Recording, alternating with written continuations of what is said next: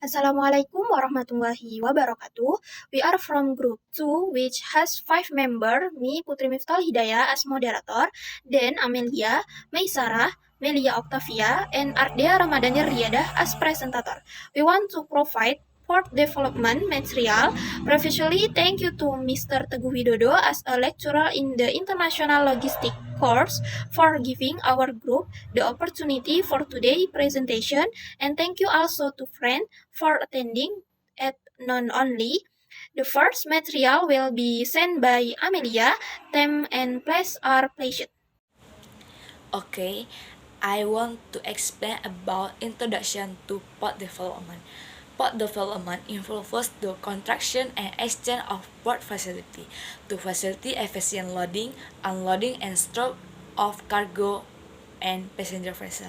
In bahasa Inggris, proses pembangunan dan peningkatan fasilitas pelabuhan untuk memperlancar kegiatan dalam melakukan bongkar muat dan penyimpanan kargo dan kegiatan-kegiatan lainnya. Adapun pengembangan yang dilakukan yaitu pengembangan infrastruktur, peningkatan sistem operasi, dan juga integrasi kepada moda transportasi lain. Mereka juga melakukan integrasi nih terhadap moda transportasi lain agar mempermudah dan memperlancar peningkatan dari port development tersebut. The next material will be explained by Maisarah. Time and place are placed. Key components of successful port atau komponen kunci dari pelabuhan yang sukses ada 3 poin. Yang pertama, advanced technology atau teknologi baru. Incorporating automation and digital system for optimal cargo handling and tracking, yaitu menggabungkan otomatisasi dan sistem digital untuk penanganan dan pelacakan kargo yang optimal. Teknologi maju dalam logistik menggabungkan otomatisasi dan sistem digital untuk meningkatkan efisiensi penanganan dan pelacakan kargo. Hal ini tentunya mencangkup pengelolaan inventaris yang akurat, pengiriman tepat waktu, pelacakan real-time, dan analisis data untuk perencanaan optimal. Dengan demikian, teknologi ini tidak hanya meningkatkan efisiensi operasional saja, tetapi juga memperbaiki pengalaman pelanggan dalam manajemen logistik. Yang kedua ada infrastructure and operation, efficient berth terminals and navigational channels ensuring smooth vessel movement, yaitu infrastruktur dan operasional. Infrastruktur dan operasional yang efisien merupakan fondasi utama bagi keberhasilan operasional sebuah pelabuhan. Hal ini meliputi keberadaan dermaga yang memadai untuk kapal berlabuh, terminal yang didesain dengan baik untuk memfasilitasi proses bongkar muat kargo, dan saluran navigasi yang optimal untuk memastikan kapal dapat bergerak dengan lancar. Dengan infrastruktur yang baik, pelabuhan dapat menghindari kemacetan dan penundaan yang berpotensi mengganggu aliran barang dan aktivitas pelayaran.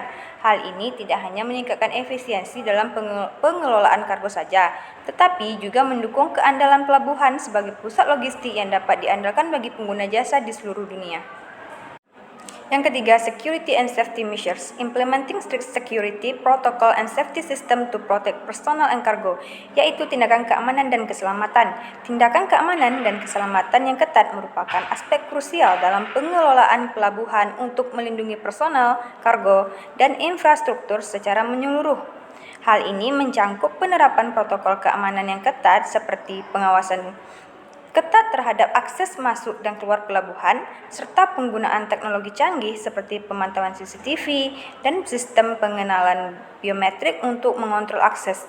Sistem keselamatan yang efektif juga diterapkan untuk mengatasi potensi resiko seperti kecelakaan kerja atau kebakaran, dengan memastikan adanya peralatan pemadam kebakaran yang memadai dan pelatihan reguler bagi personal. Nah, dengan langkah-langkah ini, pelabuhan dapat menjaga keamanan dan produktivitas operasionalnya, serta membangun reputasi sebagai fasilitas yang aman dan handal bagi semua pihak yang terlibat dalam aktivitas maritim. The next material will be explained by me.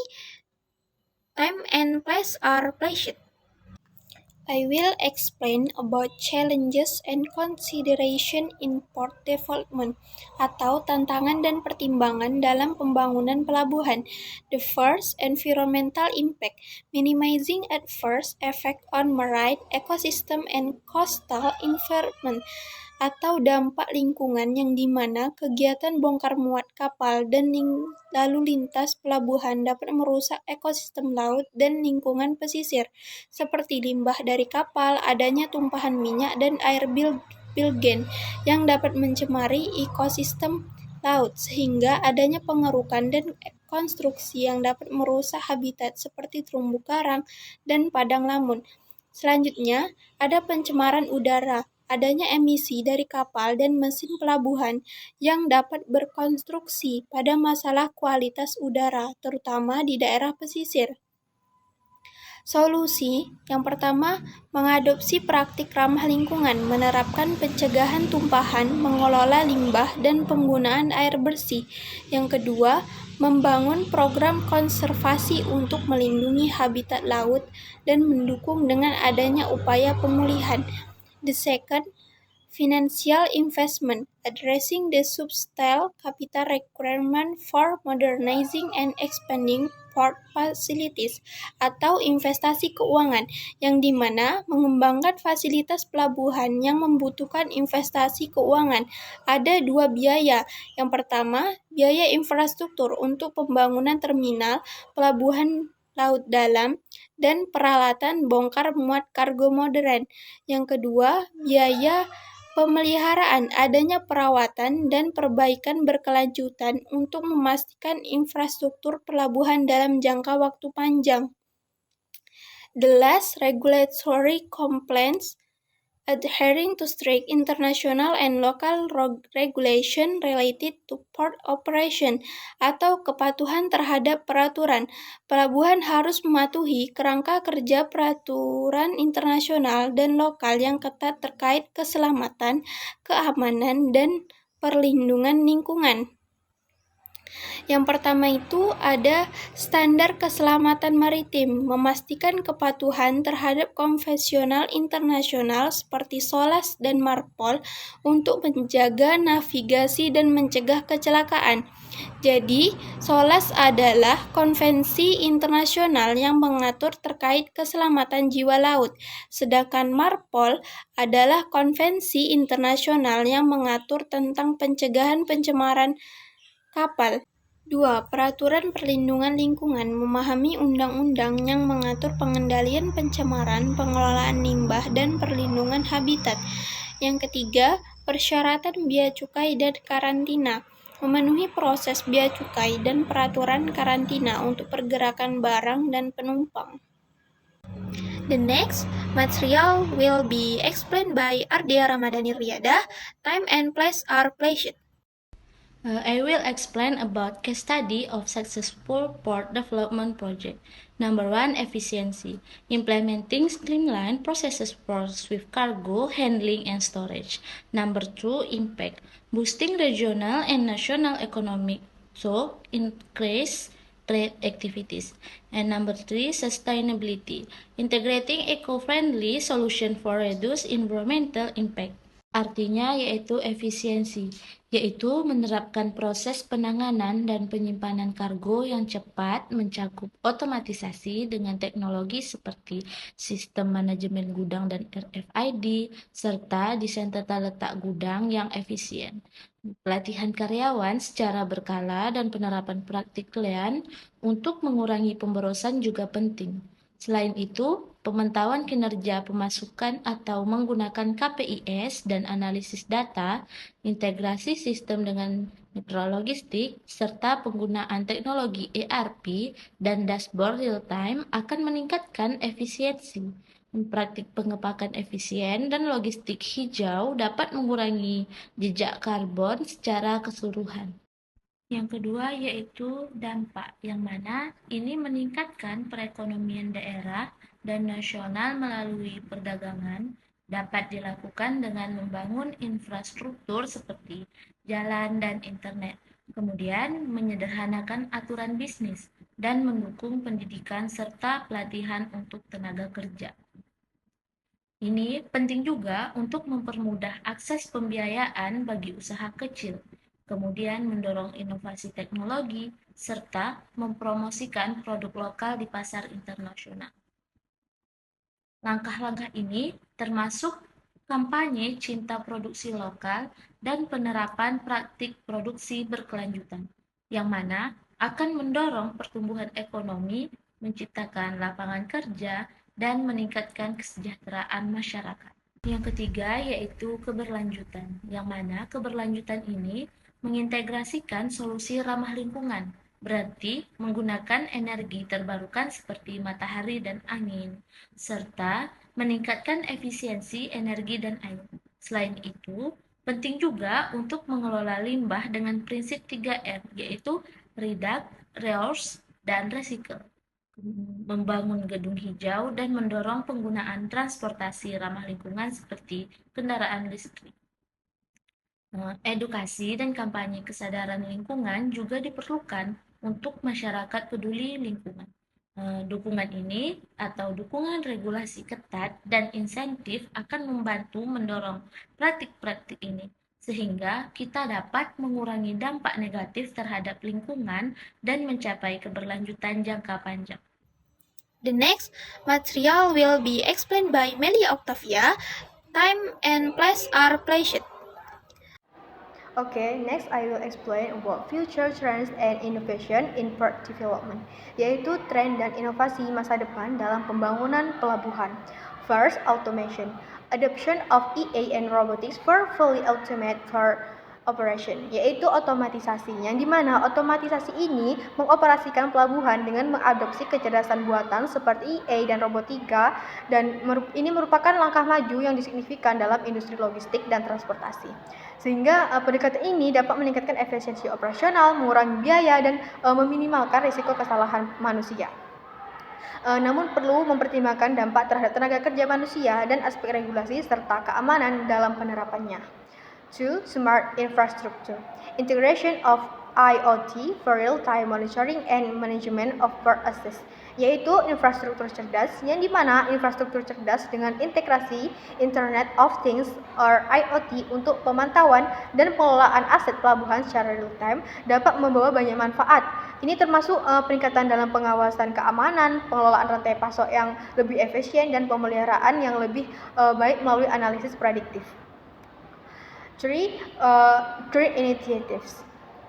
Implementation of renewable energy source and eco-friendly port design, yaitu inisiatif hijau, yang dimana inisiatif hijau dalam pelabuhan melibatkan penerapan sumber energi terbarukan seperti panel surya atau turbin angin, yang dimana desain pelabuhan yang ramah lingkungan seperti pengelolaan limbah yang efisien dan penggunaan bahan bangunan yang berkelanjutan.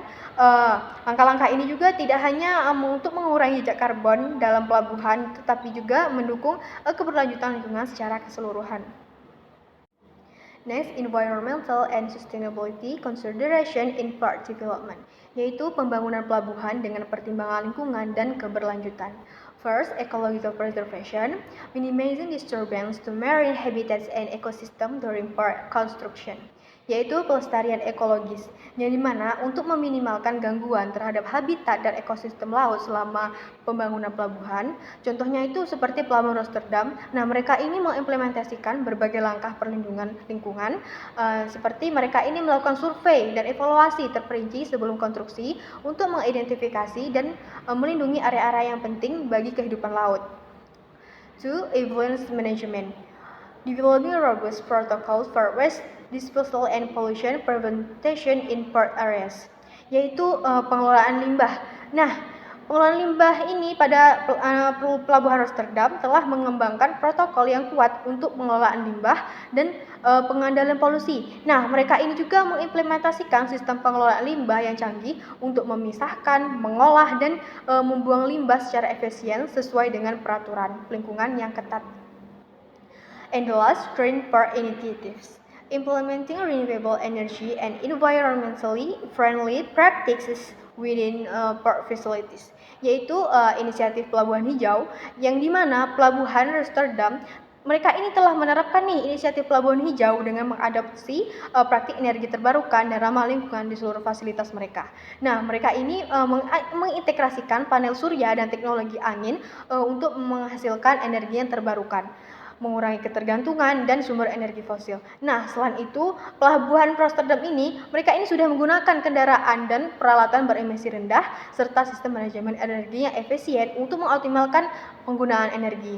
Nah, dengan pendekatan ini, pelabuhan Rotterdam ini tidak hanya mengurangi jejak karbon, tetapi juga mereka mempromosikan model pelabuhan berkelanjutan yang memperhatikan dalam perlindungan lingkungan. The next material will be explained by Amelia. Time and place are placed. Okay, next I want to explain for calculation and key takeaways, or in bahasa kesimpulan dan poin penting nih dari port development tersebut. The first one is efficiently. Why efficiently? Because pelabuhan yang melakukan pengembangan nih akan mendapatkan yang namanya efficiently. Kenapa? Karena semakin dikembangkan maka peningkatan efisien terhadap kegiatan-kegiatan bongkar muat tadi itu akan semakin bagus progresnya dan akan memberikan dampak berkelanjutan untuk kedepannya. Number 2 is employment atau lapangan pekerjaan. Dari kegiatan port development dan memberikan pengembangan yang baru, maka akan tercipta lapangan pekerjaan yang baru dan akan memperdayakan masyarakat sekitar. And the last, trade volume, yaitu volume perdagangan. Yang pertama tadi ada efisien dan yang kedua lapangan pekerjaan. Dari dua itu akan terjadinya nama volume perdagangan. Karena apa? Karena sudah meningkat nih fasilitas yang mereka punya, semuanya mereka sudah prepare dengan baik, maka orang yang punya industri ini akan melihat ke perusahaan shipping line yang mempunyai fasilitas yang bagus, maka mereka akan join atau mengikuti atau MOU nih kepada perusahaan yang melakukan peningkatan atau port development tersebut. Sekian, terima kasih. The fixed platforms of the Grand Isle LNG Deepwater Port Development Project will be located in West Delta Block 35, located 13 miles offshore of Grand Isle, Louisiana. The facility will receive natural gas via existing pipelines from shore connected by new lateral pipelines. The project will be built in 2 phases. Phase 1 will include a gas treatment platform, a liquefaction platform, a loading platform, an accommodations platform, a thermal oxidizer platform, and a floating storage unit, FSU. Phase 2 will expand production from 2.1 MTPA to 4.2 MTPA by adding another gas treatment platform, liquefaction platform, loading platforms, and a second FSU. The Grand Isle Deepwater Port will send its LNG to market via side-by-side ship-to-ship transfers aboard off-taking vessels once every week. Grand Isle LNG, made in Louisiana.